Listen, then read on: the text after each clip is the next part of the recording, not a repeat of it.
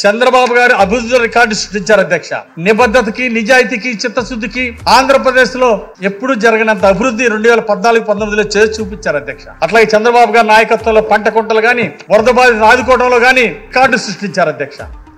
రైతులకు పరిహారం చెల్లించడం గాని, అమరావతి రాజధాని భూసేకరణ గాని ప్రపంచంలో ఒక రోల్ మోడల్ గా చేశారు అధ్యక్ష. అలాగే పోలవరం ప్రాజెక్టు కాంక్రీట్ వేయడంలో ప్రపంచంలో గిన్నిస్ సిమెంట్ రోడ్డు నిర్మాణంలో 1000 కిలోమీటర్ సిమెంట్ రోడ్డు వేసి నారా లోకేష్ గారు మంత్రిగా ఉన్నప్పుడు ప్రపంచంలో ఇండియాలోనే రికార్డు సృష్టించాం అధ్యక్ష, భారతదేశంలో.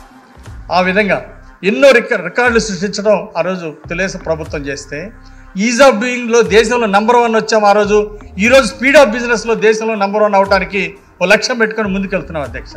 కానీ మనం ఒక విషయం కూడా గుర్తుంచుకోవాలి అధ్యక్ష, జగన్మోహన్ రెడ్డి చేసినటువంటి రికార్డు కూడా ఈరోజు మనం గుర్తు చేసుకోవాలి. అప్పుల్లో ఆల్ టైమ్ రికార్డు, అవినీతిలో ఫుల్ టైం రికార్డు, అక్రమ కేసుల్లో ప్రపంచ రికార్డు, ఆత్మహత్యలో జాతీయ రికార్డులు, ఇట్లా అవినీతిలో ప్రపంచ రికార్డు సృష్టించినటువంటి వారి పాలనని ప్రజలు ఎప్పటికీ మర్చిపోరు అధ్యక్ష. ఖచ్చితంగా మరో 2047 దాకా ఎన్డీఏ ప్రభుత్వం కొనసాగుతుంది. ఈరోజు చంద్రబాబు నాయుడు గారు మాకు ఒక మంచి బహుమతి ఇచ్చారక్క. ఓ పక్క నారా లోకేష్ గారిని, ఓ పక్క పవన్ కళ్యాణ్ గారిని భావి నాయకులుగా, గొప్ప నాయకులుగా, ఆదర్శ నాయకులుగా, రోల్ మోడల్స్ గా ఈరోజు చంద్రబాబు గారు తీర్చిదిద్దుతున్నారు అధ్యక్ష.